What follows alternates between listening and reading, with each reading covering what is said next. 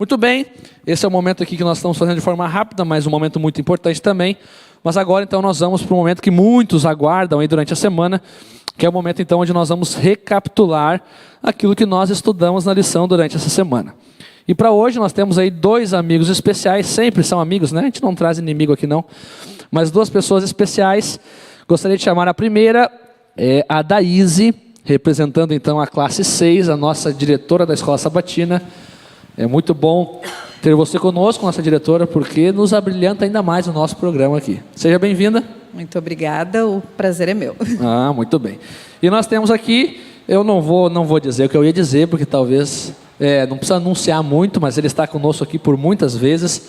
O nosso ancião, também representante da classe 12, o Marcos Daniel. Já é um veterano aqui em nosso programa. Seja bem-vindo mais uma vez, Marcos. Bom dia a todos. Com 13 é veterano?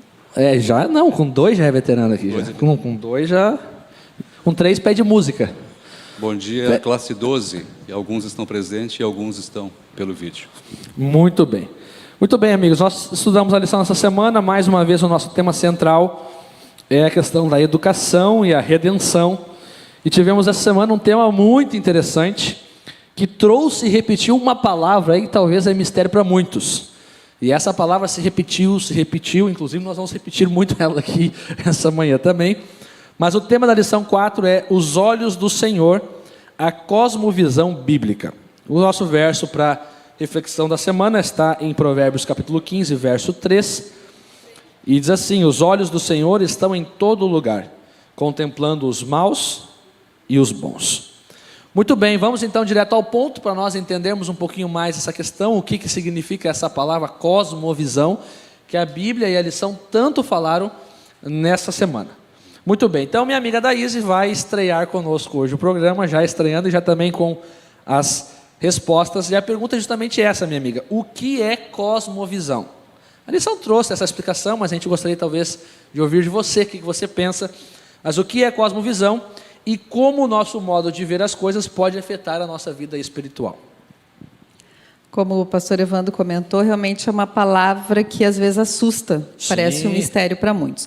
Mas antes de responder, eu só queria dar um recado para a igreja, posso? Claro.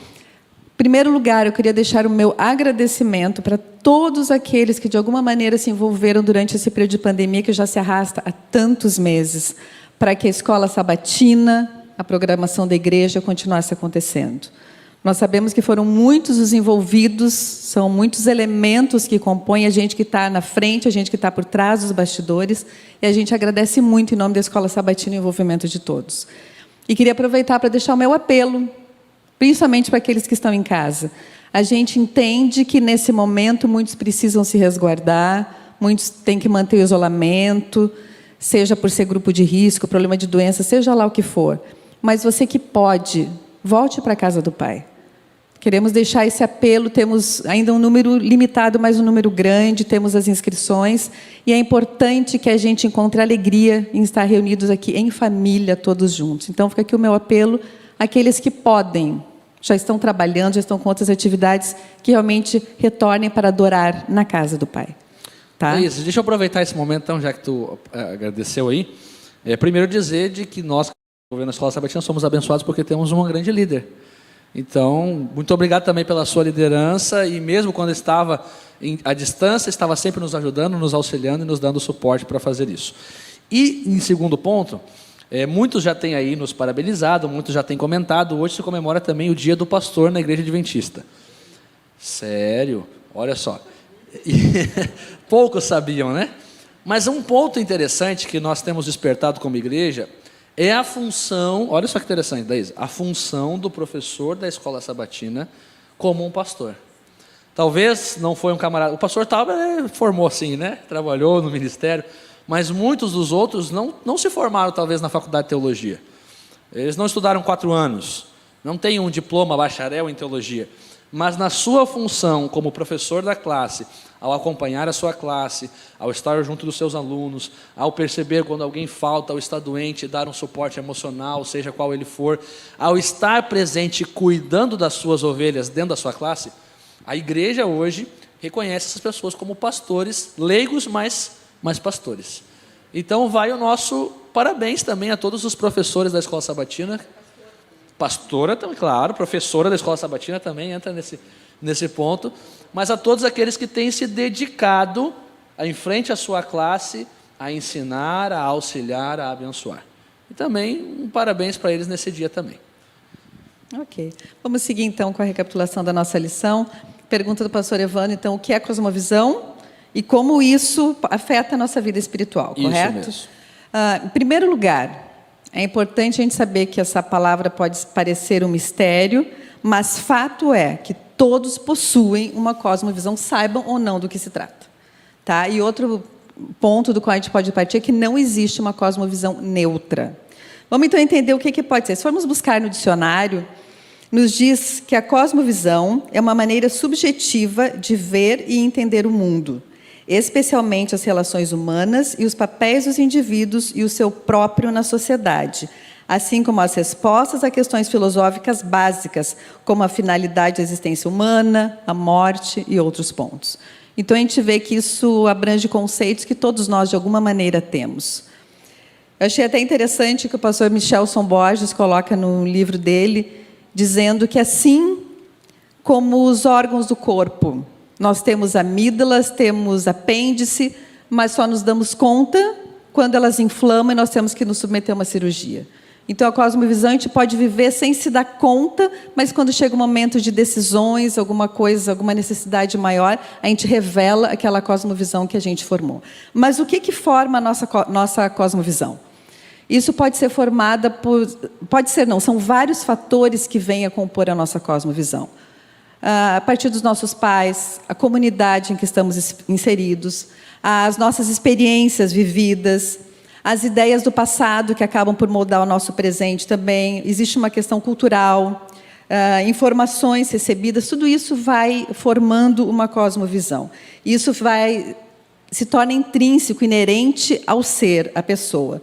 E a nossa leitura de mundo, a forma que nós vemos o mundo, que é composto por tudo isso que a gente viu e mais um pouco, é como se fosse uma lente, através do qual a gente passa a enxergar a realidade de uma maneira diferente, de acordo com a cosmovisão que temos. Então, para a gente pensar, tudo isso que a gente tem, que é a cosmovisão, como isso pode vir a afetar a nossa vida? Como essa cosmovisão faz parte do nosso ser, tudo aquilo que nós defendemos, aquilo que nós vivemos, aquilo que nós pensamos, tudo é o resultado dessa cosmovisão que permeia a nossa vida. Na verdade, essa cosmovisão vem a definir como nós vamos nos relacionar com o mundo, como nós vamos viver, como nós vamos usar o nosso tempo, como vamos usar nossos talentos, nossas habilidades, as escolhas que vamos fazer e também quais serão as nossas prioridades. Então, a gente vendo todo esse conceito, não tem como a gente dissociar uma cosmovisão da nossa vida espiritual. Até porque não há uma dicotomia entre espiritual e secular. O cristão tem uma vida espiritual. Então, a sua cosmovisão é a maneira como ele vai viver como cristão, na verdade. É interessante também que a cosmovisão inclui, inclusive, a maneira como a gente age, como a gente encara situações, como nós reagimos, como nós falamos, também é resultado da nossa cosmovisão. Então, como cristão, o nosso falar, o nosso agir é fundamental. Então, a gente já vê aí uma conexão que existe, né? Eu vi há não muito tempo uma reportagem, não sei dizer onde que eu vi isso, que mostrava uma novidade que existe no mercado, que são os óculos especiais para daltônicos. Nós sabemos que daltônicos existem graus diferentes, mas existe uma dificuldade de identificar cores ou de ver cores.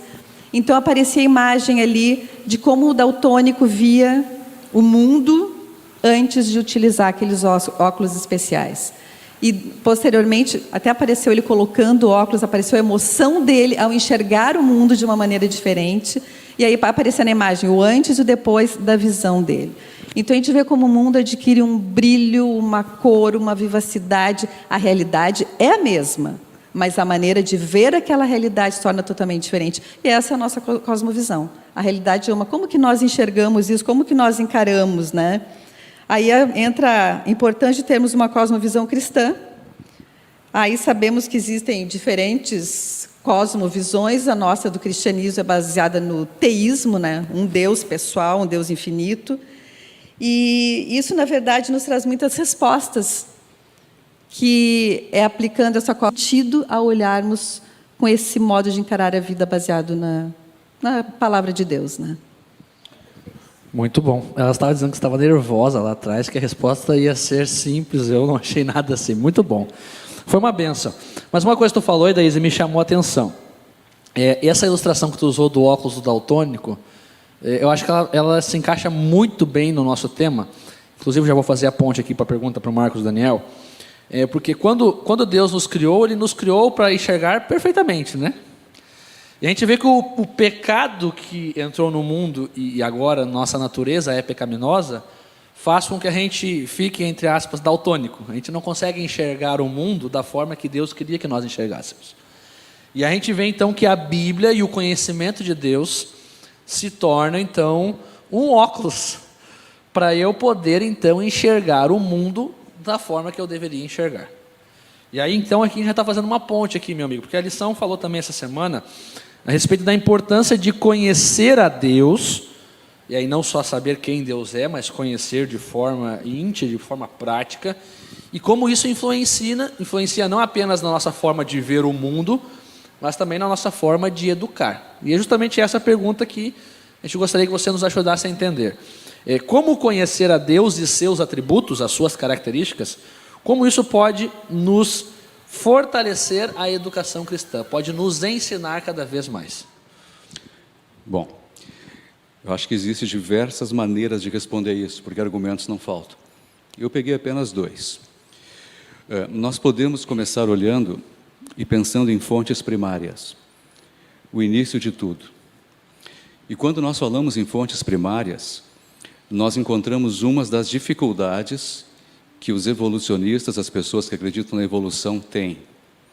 Porque, segundo a evolução, tudo veio de um grande acaso, de um choque de leis físicas, de alguma explosão, e tudo foi sendo formado. E segundo o enunciado de Darwin, que é o mais conhecido nesta área, ele diz que o mais apto e o mais forte, o mais capacitado, este é o que sobrevive. Esse é o que permanece. Os fracos, os com menos aptidões, são afastados. Então, veja bem, se tudo que nós conhecemos, se a humanidade como nós conhecemos, veio partindo de uma lei em que o mais forte e o mais dotado sobrevive, não seria para nós termos uma sociedade completamente diferente? Porque quais são os valores que todos reconhecem como bons?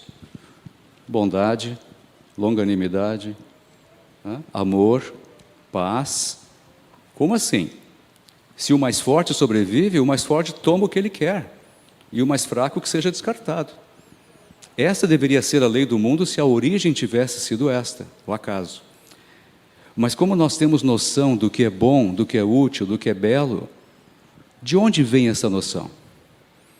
Essa noção vem de uma fonte primária que nós, que temos o privilégio de conhecermos a Bíblia, entendemos como Deus. Então, partindo desta visão de que o início de tudo foi num ser completamente bondoso, completamente amoroso, dedicado, e muitos atributos mais, como é que isso influencia a nossa maneira de educar? Quando nós conhecemos os atributos de Deus, quando nós entramos na essência de Deus e tentamos ser parecidos com Ele, isso vai impregnar nossa maneira de falar, a nossa cosmovisão muda, e nós vamos repassar isso como bons valores para as pessoas que estamos educando. Falando em educação adventista, que é o tema da lição geral, educação, os professores, os pais, os instrutores, a família, todos iriam passar os valores que nós sabemos como bons, porque tem origem lá em Deus. Se nós não temos um Deus como origem, de onde vêm esses sentimentos? Como nós saberíamos o que é luz se não conhecêssemos trevas? Como nós conheceríamos saciedade se não conhecêssemos a fome? Então, no momento que você conhece um fator, você sabe o que é o oposto dele. Então, tendo a Bíblia como base, os valores que Deus nos apresenta dele, nós podemos repassar esses valores combatendo os valores que a sociedade tenta implantar agora, que são completamente contrários a isso. É o egoísmo, o poder está dentro de você, você é seu próprio Deus, etc. E você sabe no que a sociedade está se tornando por causa disso. Uma parte. Segunda parte. Como conhecer a Deus e seus atributos influenciam na educação. Jesus é Deus. Mais do que conhecer a palavra, nós tivemos Jesus entre nós. Nós podemos ver como é que Deus se comporta, como se Ele fosse um de nós. E Jesus o é, um de nós. Nós podemos ver como é possível a um ser humano se comportar, como é possível a um ser humano tratar os outros, como ele se dedica para os demais, como ele abre mão de si mesmo para ajudar as pessoas. E esta é uma parte da educação que hoje está sendo completamente combatida. O egoísmo é a palavra da moda. Então, se nós temos um conhecimento bíblico, se nós temos esta visão, sabemos que Deus é a nossa origem e conhecemos bem a Jesus, a educação vai estar impregnada desses valores. Uma coisa interessante, Marcos Daniel, às vezes a gente olha para esse tema, né, e quando a gente fala de educação, às vezes a gente gosta talvez de tirar o corpo fora, né? Ah, não, mas você está falando de educação, então veja, eu talvez nem pai sou, não sou pai, não estou educando ninguém, eu não sou professor da escola sabatina, não estou educando ninguém, eu não trabalho na nossa rede adventista, eu não estou educando ninguém. E a gente pode pensar assim, essa lição não é para mim, essa lição aí é para quem é professor, para quem é líder, para quem é pai, essa lição não é para mim. E a gente esquece que nós somos educadores em todos os momentos. Nós ensinamos outras pessoas que não conhecem a Deus através da nossa vida e do nosso testemunho pessoal. E foi bem isso que eu entendi nessa primeira parte que tu falou. Deus nos ensina como ensinar os outros. Talvez eu não sou um professor da escola sabatina, talvez eu não trabalhe na rede adventista, mas eu trabalho num local onde tem muitas pessoas que não conhecem a Deus. E quem vai ensinar sobre Deus para essas pessoas? Sou eu. É a minha vida. Eu moro numa vizinhança onde tem muitas pessoas que não conhecem a Deus. Quem vai ensinar sobre Deus? Quem talvez vai trazer aspectos de Deus para mudar a cosmovisão dessa pessoa? Talvez é uma cosmovisão distorcida. Quem vai fazer isso? Sou eu. Podem falar. Por favor. Vamos lá. Acho interessante só, eu li um pensamento que eu achei que tem tudo a ver, gostaria de compartilhar, porque certamente no mundo existem visões conflitantes e cosmovisões que se chocam entre si. E a gente tem que ter o cuidado, e a gente tem um modelo de uma cosmovisão cristã, uma cosmovisão bíblica, tem um modelo de Cristo de como falar, como agir, porque a gente, ao querer demonstrar a nossa cosmovisão, nós devemos evitar o conflito. Olha só, um pensamento de Barry Oliver. Ele nos diz: se somos incapazes de mostrar o Evangelho em termos que são inteligíveis para as outras pessoas, estamos falhando em dar a eles a oportunidade de ouvir, entender e aceitar a palavra de Deus. E aí a gente tem que seguir o exemplo de Cristo para ter esse acesso diferenciado, né? Como a gente vai falar. Eu achei maravilhoso isso aqui, quis compartilhar. Muito, muito bom. Não, a questão é a seguinte, como a Daíse bem disse, a cosmovisão é uma coisa da qual nós não conseguimos escapar. Se nós temos aquele padrão de vida implantado, nós vamos nos comportar, nós vamos agir daquela maneira, não importa. O que não significa que não possam existir mudanças. Exatamente. Muda os óculos, muda a visão. Tá? Então, nessa maneira... Hein? Muda os óculos. Os óculos de colorido, né? Não, boa. Daltônico e boa visão. É porque ele está sem óculos hoje. Eu estou sem óculos. Mas estou enxergando, estou de lente. Tá? Qual é a sua cosmovisão sem óculos, pastor? É horrível. Horrível. E como estou juntando o pastor e a Daíse aqui, todos nós exercemos influência. Não adianta dizer eu sou uma pessoa neutra, ninguém vai se influenciar, ninguém vai se prejudicar por minha causa, que na maneira de andar a gente já demonstra quem é, como a gente fala, como a gente cumprimenta, como a gente olha para as pessoas, com e sem óculos. Como a gente olha para as pessoas, a gente demonstra se a gente é uma pessoa que tem interesse, que tem um descaso, e tudo isso ajuda a educar as pessoas. Nós estamos passando uma visão. Como você é? Você é um cristão? Desta maneira, pensei que fossem diferentes. Não, e às vezes essa forma de nós transmitirmos a nossa cosmovisão ou a nossa fé Vamos tentar mudar um pouquinho a palavra para não ficar tanto no cosmovisão, mas ou de mostrar a nossa fé, vai ser determinante para as pessoas quererem ou não buscarem esse Deus. Eu já conheci muitas pessoas que falam assim, ao ver um testemunho negativo, por exemplo, de uma pessoa que se dizia cristã, o camarada olhou e falou assim, ser cristão é isso? Não, então eu não quero ser cristão. Minha vida tem um monte de problemas, eu tenho um monte de dificuldades, eu até queria buscar a Deus para resolver esses problemas, mas se ser cristão é isso, deixa eu com a minha vida aqui com os meus problemas. E assim, eu achei fantástico essa situação que tu comentou, Daíse, porque assim, a gente tem o costume de nós seguirmos para dois extremos, né? Ou a gente é incisivo demais e às vezes afoito demais e a gente quer impor a nossa fé e a nossa religião a outras pessoas, e aí nós geramos o conflito, que não é nada positivo. E hoje, eu já disse aqui outras vezes, e eu não tenho medo de errar, você pode não concordar comigo, para mim, muitas vezes as redes sociais são ferramentas que jogam contra o cristão, porque nós não temos, às vezes, o discernimento de usar ela da forma correta. E às vezes a gente quer defender uma posição, a gente quer defender uma ideia, e fazemos de uma forma, às vezes agressiva, de uma forma, às vezes incisiva, e isso não aproxima as pessoas de Deus. Pelo Pela contrário, rede social a gente não personaliza, né? Exatamente. Parece que é um momento de desabafo, Mas o outro lado também é verdadeiro, o lado do se omitir. Não, então eu não tenho que gerar conflito, então eu não posso falar da minha fé para ninguém. Eu não posso demonstrar que eu sou cristão para ninguém. Eu tenho que ser, que nem muitos aí pensam, um agente secreto do Senhor. Ninguém pode saber que eu sou um cristão. Mas daí vem do início ali que não há uma dicotomia espiritual e secular. Eu sou cristão 7 dias da semana. Mas a gente corre esse risco de... Eu posso até não falar, mas eu vou viver. Exatamente. Exato. Mas às vezes é uma dificuldade também, porque é mais fácil a gente falar do que a gente viver. Eu já conheci um camarada, por exemplo, que ele se orgulhava de trabalhar numa empresa há 5 anos e ninguém sabia que ele era adventista. Eu falei assim, e aí? Então assim, o agente secreto do Senhor, né? Também não é o se omitir, também não é ninguém precisa saber que eu sou adventista. Não, as pessoas precisam conhecer o meu Deus. Elas precisam conhecer da minha fé, daquilo que eu vivo. Mas eu também não vou colocar isso. Por isso que a lição do trimestre passado ela foi perfeita, porque ela mostra que esse processo é através do testemunho. E testemunho é mostrar a Deus através da minha vida, não apenas através das minhas palavras. Não, eu digo, depois uma pessoa dessa vai para a rua e ainda bota a culpa em Deus, né? Te deixei lá 5 anos, você não fez nada para mim, sai daí, vou botar alguém que faça, né? Vou botar alguém no teu lugar, né? Muito bem. Mas vamos lá, a gente vai conversando aqui, a ideia é essa mesmo, mas vamos avançando então. Nós entendemos aí a importância então de conhecer a Deus. Mas a lição dessa semana, ela traz um enfoque da importância de conhecer a Deus lá no início de tudo. Eu achei muito interessante, porque assim, quando a gente já teve lições que nós estudamos praticamente o trimestre inteiro sobre a doutrina da criação. E uma doutrina muito rebatida hoje. Se você for perguntar aí no mundo as pessoas que você conhece, eu não vou dar uma certeza aqui, porque eu nunca fiz essa pesquisa, mas eu creio que talvez seja 50-50 ou 60-40 das pessoas que não creem numa criação. Mas, não, é que o nosso país ainda é um país religioso, vamos dizer assim, né?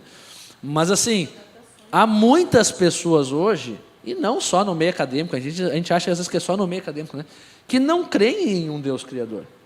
Que creem que de fato nós surgimos de uma explosão, que tudo surgiu do nada, que as coisas foram se encaixando, como se fosse um grande jogo de Tetris, né? Mas que não tem um jogador, as coisas foram se encaixando sozinhas. E isso é uma coisa que conflita muito e nos faz não entendermos a cosmovisão que Deus quer que a gente tenha e nos faz muitas vezes não sermos também uma verdadeira testemunha. E a pergunta é a seguinte, Daíse: qual é a importância dessa doutrina, da doutrina da criação, no nosso processo de educação? Seja nós ensinando outros ou seja nós aprendendo de Deus e da Bíblia. Agora até que você estava falando, eu lembrei de um livro que eu li há algum tempo, não lembro exatamente, acho que Eles Criam em Deus, o título, que traz diversos cientistas, diversos estudiosos, matemáticos, etc., e conta a história de cada um, e ele demonstra como foi através da ciência, do estudo da ciência, da observação, que eles chegaram à conclusão de que tem que haver um Deus atrás de tudo. Então, aquilo foi um livro que me impressionou bastante, achei bonito, quem tiver a oportunidade de ver, não sei se é da casa ou não, mas Eles Criam em Deus, que mostra que essa convicção, essa conclusão a qual eles chegaram, através da observação, de natureza, dos fenômenos, dos processos, são tantas coisas que indicam que tem a digital realmente de um Deus criador, né? Mas indo para a tua pergunta, o livro Patriarcas e Profetas, de Ellen White, nos diz que o verdadeiro objetivo da educação é restaurar a imagem de Deus no indivíduo. Então, assim, para que seja restaurada a imagem de Deus no indivíduo, é a digital de Deus, é a imagem de Deus, nós somos criados à semelhança e imagem de Deus, e isso não tem como não reportar a um Deus criador, não tem como não reportar uma criação.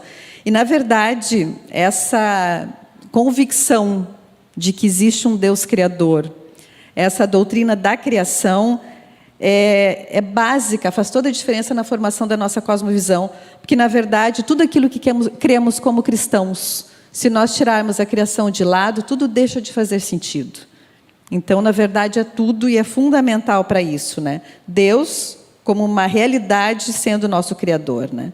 E é interessante a maneira como a Bíblia apresenta isso. Antes, eu gostaria de chamar a atenção. Até a lição de segunda-feira nos traz o título, é a pergunta de Leibniz. E ele faz uma pergunta: por que há algo em vez de nada? E é interessante, porque é algo em vez de nada. Algo não surgiu do nada, é um ou outro. Nada vezes nada é nada, nada mais nada continua sendo nada. Então, essa pergunta de Leibniz, que também tem aquela outra pergunta assim, por que a música em vez de ruído? Então, são coisas que nos levam a acreditar que existe um planejamento, existe um maestro, existe alguma coisa maior por trás disso tudo. E que é o nosso Deus Criador. E, na verdade, essa pergunta de Leibniz, por que algo em vez de nada, a própria Bíblia nos responde, de maneira muito clara. Ali em João 1, versículo 3. Todas as coisas foram feitas por intermédio dele, e sem ele, nada do que foi feito se fez. Há algo porque, sim, existe um Deus Criador.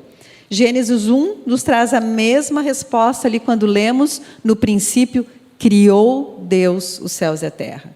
Então, nos mostra de maneira inequívoca que realmente existe um Criador. E é por esse motivo que a Bíblia nos traz de maneira tão clara que existe um Deus Criador, uma criação realizada em 6 dias, ali tudo extremamente claro quando vamos no relato bíblico. Por essa razão, nós como cristãos, nós rejeitamos a evolução, que é uma coisa que o Marcos Daniel já abordou aqui também. Porque na evolução não existe espaço para Deus. Na verdade, eu estava até lendo que essa cosmovisão é uma visão plantada pelo inimigo, principalmente nessa fase final da nossa história. Se nós formos ver, a partir da lei do juízo investigativo, 1844, quando que foi a evolução das espécies de Darwin? Quando que ele veio com essa história? Foi bem naquela época que ele veio com a evolução das espécies. Então, buscando distanciar a criatura do seu Deus, querendo vir do acaso, do nada, vindo com outro discurso para afastar esse Deus criador que é tão fundamental para a nossa cosmovisão bíblica, porque todo o resto perde sentido. Então, na verdade, a gente tem que ter isso extremamente claro para nós, como isso é importante, né? E eu vi um vídeo do pastor Rodrigo Silva que eu achei muito interessante, um aspecto com o qual ele vem questionando a questão da evolução. Eu nunca tinha pensado nisso. Ele nos diz que já existem muitos estudos comprovando de forma inequívoca que a linguagem humana só acontece através do aprendizado. Tá? Então, ali ele dá o exemplo, por exemplo, que os meninos selvagens, aqueles que foram criados no meio de lobos, no meio de animais, e foram resgatados já numa fase posterior, eles nunca aprenderam a falar. Existe um período na vida do ser humano, que é a fase da lalação, aprendi isso também, que é quando a criança está ainda balbuciando, aqueles primeiros sons, primeiras manifestações de fala que vão surgindo, aquela é a fase onde ele deve aprender a falar, depois ele não aprende mais. Então, se a linguagem se dá, se o aprendizado da linguagem se dá apenas alguém ensinando, no nosso caso, nossos pais, como que o ser humano, numa evolução, teria aprendido a falar? Como se explica a linguagem dentro da teoria da evolução, se isso exige um aprendizado? Eu achei assim, muito interessante, uma coisa a mais para a gente realmente pensar quanto que nós negamos esse aspecto da evolução. E o argumento é científico, né, Daís?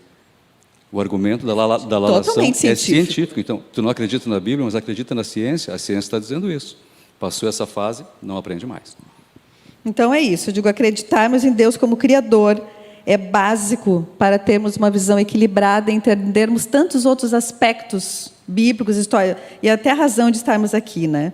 Uma cosmovisão cristã transforma a escuridão em luz. E, principalmente, uma parte que eu acho linda e que faz parte da nossa maneira de ver e de transmitir as coisas. Uma cosmovisão cristã, a certeza de que temos um Criador. Isso nos mostra que nós temos valor aos olhos de Deus. Tá? Mostra que nós somos criados à sua imagem, que nós somos seres amados, somos filhos e filhas de um Deus Criador. Só sobre a pergunta do Leibniz, por que existe alguma coisa em vez de nada? O Stephen Hawking, que morreu até recentemente, agora com essa pandemia eu perdi as datas, a noção de tempo. Mas ele tem uma frase que ele diz assim: porque existe a lei da gravidade, o nada é possível e vai criar alguma coisa, do nada. Só que eu perguntaria para ele, quem fez a lei da gravidade? Toda lei tem um legislador, né? Então, assim, e o mesmo Rodrigo Silva, ele usa um argumento, essa questão de por que nós não aceitamos a ideia de que do nada surja alguma coisa. Pelo mesmo motivo que nós estamos sentados aqui, e nenhum de nós está com medo, esse é o exemplo do Rodrigo Silva, de que apareça do nada um tigre para nos devorar. Como do nada vai surgir algo? E é interessante que o Rodrigo Silva também fala que ele é crente porque ele é descrente de todas as outras coisas. Sou crente porque sou descrente da evolução. Muito bom. A gente podia já ficar aqui a manhã inteira nessa parte, porque é um tema muito interessante, né? Tem compromisso meio-dia? Tá bom. Eu acho que eu também. Então, mas é muito interessante estar vendo tu falar ali da Izzy. E a gente percebe que, na verdade, essa ideia, a gente sabe que vem de Satanás, né? Porque o grande objetivo dele é influenciar pessoas para nos afastar, através de ideias e teorias, da vontade de Deus, do plano de Deus. E quando a gente vai ver essas duas teorias, tanto da criação como da evolução, a gente vê que a teoria da evolução ela foca totalmente no homem. E veja, a nossa maior dificuldade hoje de buscar as coisas espirituais e de de acordo com a vontade de Deus é justamente o próprio eu. O maior inimigo do Evandro é o próprio Evandro. Suas próprias vontades, seus próprios desejos, a sua natureza pecaminosa, o seu egoísmo de querer fazer tudo para si. Então veja, essa é a nossa grande luta, de nós deixarmos o egoísmo de lado e dependermos cada vez mais de Deus. E quando nós olhamos para essa teoria da evolução, uma teoria que nos incentiva a olhar para o eu. Você tem que ser melhor, porque você tem que sobreviver, porque você tem que, sabe, é o mais forte que sobrevive, então você tem que ser o mais forte, para isso você tem que consumir mais, para isso você tem que ter mais, para isso você tem que parecer mais, para isso você tem que estar acima dos outros. E nós vivenciamos essa ideia na nossa vida. E por isso que muitas vezes nós começamos a buscar isso, e cada vez que buscamos cada vez mais isso, a gente se afasta de Deus, porque a ideia de um Deus Criador é diferente. E a ideia de um Deus Criador é o seguinte: Evandro, você quer se dar bem na vida? Dependa de mim. Eu criei todas as coisas, eu sou o formador de tudo, eu sei como o seu corpo funciona, por exemplo, melhor do que você. Deus sabe como o nosso corpo funciona melhor do que a gente. Eu sei o que é melhor para você, melhor do que você pensa do que é melhor para você. E aí esse é o convite que a criação nos faz. A um Deus que nos criou, que nos ama, que é pessoal, que se importa conosco e que quer fazer o melhor na nossa vida. Mas para que isso aconteça, eu tenho que me esvaziar do eu tenho que deixar o eu de lado e depender desse Deus. É por isso que a gente vive uma geração, e veja, quando eu digo uma geração hoje, não estou dizendo apenas jovens e adolescentes, nós fazemos parte dessa geração ainda. Se a gente está vivo aqui, a gente faz parte dessa geração. Nós vivemos uma geração hoje que tem dificuldade de buscar a Deus, tem dificuldade de buscar as coisas espirituais, tem dificuldade de depender de Deus, porque nós somos incentivados todos os dias a você buscar resolver os seus problemas, a você ser o centro da sua vida.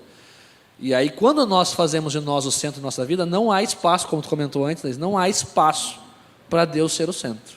Não há espaço para Deus agir. E aí, claro, a nossa forma de ver o mundo vai ser diferente, porque no centro desse mundo está o eu, e não o Deus que quer atuar em minha vida. Tu queria falar? Não? Então tá bom. Vamos lá então, vamos para a próxima pergunta. Nós vamos entender ainda mais esse assunto. Agora o celular travou aqui para me ajudar. Mas vai dar certo. Vai dar certo. Muito bem. E a gente vê então, meu amigo Daniel, que nessa cosmovisão que Deus espera que a gente tenha, ou que Ele quer trabalhar em nossa vida, a nossa forma de ver o mundo segundo as coisas espirituais, a gente vê que a Bíblia deveria deveria ser talvez um ponto fundamental. Na verdade, a gente viu até agora que toda cosmovisão ela tem uma ideia central, ela tem uma base. Assim como nada surge do nada, você também não acredita em alguma coisa do nada. Ou você foi ensinado desde pequeno a isso, ou você foi influenciado pelo meio que você vivia, como a Daís falou, ou por alguma pessoa, ou talvez por aquilo que você viu na televisão, não importa. Você acredita naquilo da forma que acredita porque algo foi a base do seu conhecimento e da sua crença. E aí a pergunta é a seguinte: qual deveria ser, ou qual é, o papel da Bíblia dentro da nossa cosmovisão, e agora eu vou mais a fundo, como adventistas do sétimo dia? Com as nossas crenças, com aquilo que nós cremos, da forma que nós cremos, qual que é o papel da Bíblia, ou qual deveria ser o papel da Bíblia dentro da nossa cosmovisão? Pois bem, eu não sei o número de igrejas que usam a Bíblia como tema, existem. Vou deixar só no Brasil. Mas já me disseram que é mais de 5.000 denominações diferentes, todas baseadas na mesma Bíblia.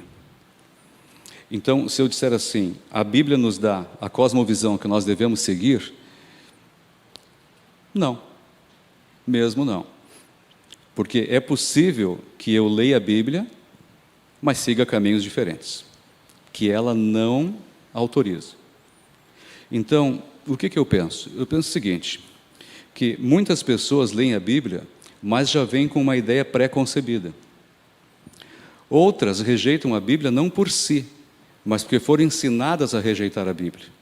Por exemplo, se você tem um pai cristão que é muito autoritário, muito severo e muito cruel, você quer qualquer coisa, menos aquele livro que alimenta o seu pai. Você rejeita a Bíblia não pela Bíblia, mas pela educação que você teve. Então, assim, é possível que nós leiamos a Bíblia e tenhamos ideias distorcidas. Nós estamos falando em oposição, em divergências. O mundo evangélico não precisa praticamente de inimigos, porque as igrejas brigam entre si. Nós acreditamos nisso, vocês naquilo, nós somos chamados de seita, os adventistas, e temos ataques constantes, a internet está cheia de ataques aos adventistas. Mas a leitura da Bíblia por si só não vai lhe dar uma visão perfeita do que Deus quer. Nós precisamos estudar essa Bíblia. Aqueles filmes tipo Indiana Jones, que existe alguma coisa para ser encontrada e tem uma série de pistas, elas não são claras, não é? Olha, tem um desenho, tem um hieróglifo, tem um pedaço de mapa, a pessoa tem que ir buscando, cavando, como é que é isso, pensando, até que descobrir o rumo, até chegar lá no objetivo que quer. A Bíblia foi escrita para desenvolver o nosso pensamento, desenvolver a nossa capacidade. Por isso, a Bíblia ela permite que existam interpretações erradas sobre ela. E eu vou particularizar mais ainda, é possível que dentro da nossa igreja, aqui Floresta, existam pessoas que leem a mesma Bíblia e tiram conclusões diversas. Então, só existe uma maneira de a gente extrair da Bíblia tudo aquilo que Deus quer, principalmente para desenvolver o adventismo como Deus idealizou, como Ele quer que a gente desenvolva. É nós lermos a Bíblia sob a orientação do escritor da Bíblia. Nós precisamos do Espírito Santo para nos abrir os olhos. E eu vou dizer, abrir os olhos de textos simples, que nós pensamos que entendemos bem. Senhor, não tome a Bíblia sem fazer essa oração. Senhor, abra meus olhos, fala comigo, me mostre o que Tu queres que eu veja. Quantas surpresas nós já tivemos lendo a Bíblia? Lendo de novo. Puxa, nunca tinha visto essa passagem, nunca tinha visto esse texto, nunca tinha compreendido isto. Aqui existe muita coisa para ser escavada ainda. E às vezes a gente lê de maneira tão tão tranquila, tão despreocupada, como se nós já conhecêssemos. Vou ler o Evangelho, vai ouvir um sermão sobre o filho pródigo, nós já ouvimos tanto sobre isso. A gente se desarma. Peça a orientação do Espírito Santo, porque é a única maneira de nós entendermos o que a Bíblia quer dizer e nos orientar no caminho certo. Se nós queremos ser bons cristãos, bons adventistas, e queremos saber o caminho que Deus traçou, Ele vai ter que nos ensinar. Porque como existem tantas denominações, tantas coisas, tantas ideias para um lado e para o outro, é a prova de que a gente pode ler o mesmo livro e ter uma visão diferente. Então, a importância da Bíblia, absoluta, é a palavra de Deus. Mas se nós lermos a palavra de Deus na companhia do seu autor, bom, aí nós estaremos lendo realmente a palavra de Deus. É a companhia do autor que faz toda a diferença, né? Eu só anotei uma frase que eu achei interessante, falando da Bíblia, do pastor Samuel Camilo, no seu comentário, que ele diz que a Bíblia é o padrão moral para todos, em todas as épocas, em todos os lugares e em todas as etapas da nossa vida. Então, assim, de acordo com o momento, inclusive, que a gente está vivendo, a gente pode ter uma leitura diferente da Bíblia. De acordo com a nossa necessidade, a gente tem uma leitura diferente. Então, a gente tem que buscar e buscar sempre, em todas as épocas, para todos, em todos os lugares. Eu achei interessante também, só trazendo um dado, estava vendo no Tratado de Teologia, qual que é a definição ali para cosmovisão cristã, cosmovisão bíblica, né? E diz que a nossa cosmovisão tem os 3 princípios, né, da cosmovisão. A imanência de Deus, que tudo está aberto ao envolvimento divino. A transcendência de Deus, Deus acima de tudo, acima da sua criação. E a questão do grande conflito, né? Que a gente vê que aí passa tanta coisa a fazer sentido e a Bíblia nos apresenta isso tudo. Inclusive, a gente vê ele de uma maneira muito especial na Bíblia, uma cosmovisão muito bonita quando a gente vai estudar a situação de Jó também, né? Que eu acho aquela história. Então, a gente vê que Jó, em meio a toda aquela dificuldade, mas foi a crença de Jó na imanência e na transcendência de Deus que deu força para que ele não amaldiçoasse a Deus e morresse. Fez toda a diferença. Então, a maneira como tu enxerga a realidade, que a realidade não é o que está mudando, o que muda é a maneira como tu passa a enxergar. A partir da tua cosmovisão cristã, do estudo da Bíblia. Então, como aquela maneira como tu enxerga, as coisas podem estar difíceis, mas tu enxerga um Deus acima de tudo cuidando de ti. E isso, então, faz toda a diferença para a gente ter uma vida de paz, que é aquela paz que excede todo entendimento que só Deus nos dá. Então, que a gente realmente possa buscar mais isso, porque a gente encontra isso apenas numa cosmovisão cristã. Aliás, eu achei muito interessante, não sei se a gente tem um tempo, ontem eu estava ouvindo uma palestra de um ateu, mas eu achei interessante a maneira como ele colocava isso, que ele diz assim, que para ele as coisas são tão simples, mas que ele sinceramente inveja a maneira como os cristãos conseguem enfrentar certas coisas da vida. Eu achei aquilo assim muito interessante, aquele contar, assim, quem me conhece sabe, ele falou, porque eu já falei para todos os meus amigos, eu invejo quem tem essas crenças que trazem uma paz diferente. Então, como a gente tem que valorizar esse privilégio que a gente tem. Muito bom. E tu falou uma coisa ali, Marcos, que a respeito do deixar o Espírito Santo nos ensinar, né? E um outro ponto também é verdadeiro, nós também temos que desejar ser ensinados. Muitas das coisas que a gente vê, das confusões que a gente vê no meio religioso, não é porque a Bíblia ela não é capaz de nos trazer clareza, não é isso. Inclusive, todas as doutrinas bíblicas que nós cremos, elas não são baseadas em apenas um texto, um versículo isolado. Há uma gama de textos, uma série de textos sobre o mesmo assunto que nos trazem clareza. Então, a Bíblia por si só, ela é suficiente para o nosso conhecimento de Deus. Mas eu tenho que permitir e abrir meu coração para entender a vontade de Deus e colocar em prática em minha vida. Porque muitas vezes a vontade de Deus, ela vai contra o meu desejo pessoal. E aí, por isso que muitas vezes a confusão no meio religioso a respeito da Bíblia é por causa disso, porque eu leio a Bíblia e eu quero defender na Bíblia a minha vontade pessoal. Eu não quero conhecer qual que é a vontade de Deus. E aí tem uma frase na lição de terça que me chamou a atenção, que eu gostaria de ler aqui, que é a seguinte: portanto, toda a educação cristã deve estar enraizada e fundamentada na palavra de Deus. E todo o ensino contrário a ela deve ser rejeitado. A gente percebe através dessa frase que a Bíblia não deve ser apenas o nosso livro de cabeceira. não deve ser apenas o nosso amuleto, né? Não deve ser apenas aquela que enfeita a nossa estante no Salmo 91, aberta. A Bíblia deve ser para nós a nossa fonte de estudo e a nossa fonte de autoridade.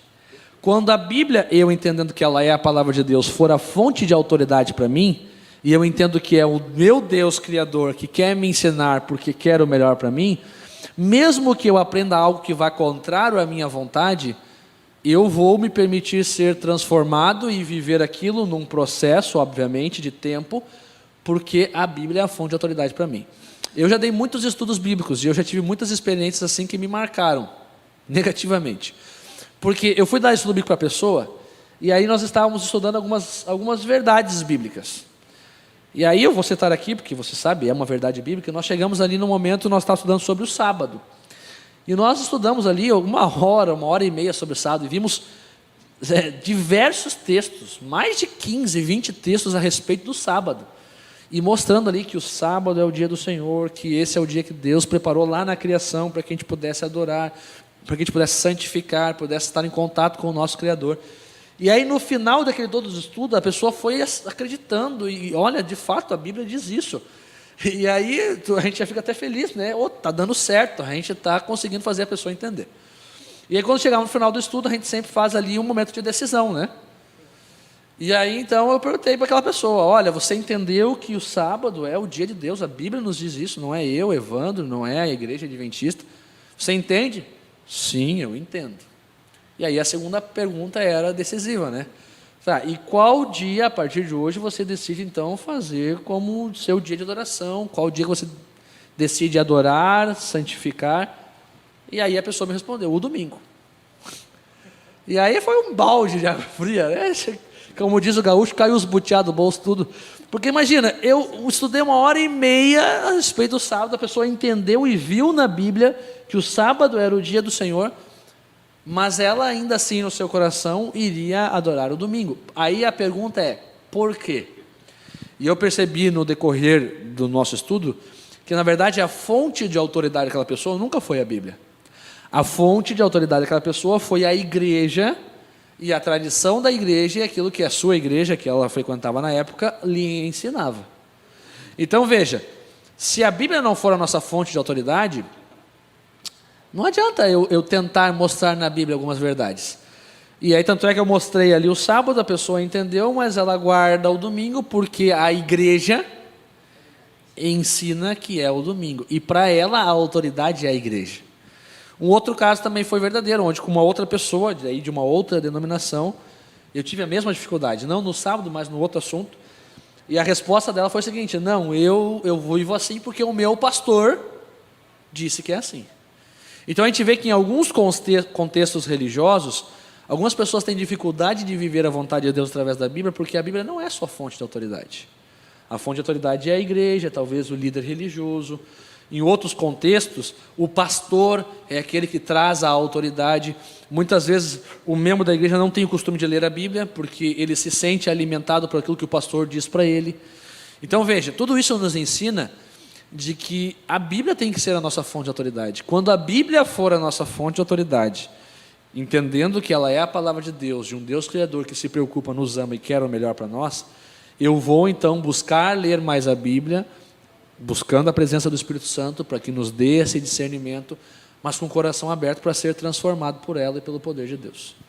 Isso explica porque algumas doutrinas da igreja não são populares nem entre a igreja. Exatamente. Rejeitadas dentro da própria igreja. Exatamente. Muito bem. Mas a gente vê aqui, minha querida amiga Daíse, que a Bíblia é a base da nossa cosmovisão, obviamente. Mas assim como a Bíblia e a nossa cosmovisão, elas trazem um assunto central, um tema central, um foco central. E, na verdade, esse foco deve ser o nosso objetivo de vida e de viver da forma que deveríamos viver. E a pergunta é essa, qual é o ponto central da nossa cosmovisão bíblica? Vimos que a Bíblia é a base, mas qual que é um ponto central da nossa cosmovisão? É o ponto central da Bíblia, o ponto central da cosmovisão, e deve ser o centro da nossa vida também, que é Cristo. Então, nós já vimos até aqui, já estudamos sobre Deus como sendo nosso Criador, mas se a gente parar hoje para olhar a nossa volta, como as coisas realmente estão, né? Vemos tanta dor, tanto pecado, e para a gente entender isso, a gente precisa ver o que aconteceu depois da criação. Não temos apenas um Deus criador, né? Ali em Gênesis 1, a gente vai lendo todo o relato da criação e vemos Deus dizendo que era tudo muito bom. E a gente para olhar hoje, claro que existem coisas boas, mas existem muitas coisas ruins. Será que hoje poderíamos dizer é tudo muito bom? Será que seria esse o dizer, né? Como que a gente vai explicar tanta doença, fome, ódio, guerra, sofrimento, são tantas coisas, e aí a gente tem que entender que realmente ocorreu uma rebelião. E essa rebelião chegou até o nosso planeta, né? E aí entra todo aquele contexto no qual estamos envolvidos, do grande conflito, que é a luta entre o bem e o mal, no qual nós estamos inevitavelmente envolvidos, né?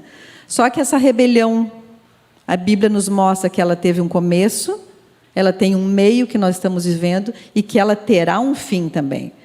O Deus Criador, não apenas Ele criou, mas Ele nos redimiu também através de Cristo, através do sacrifício de Cristo na cruz por cada um de nós, né?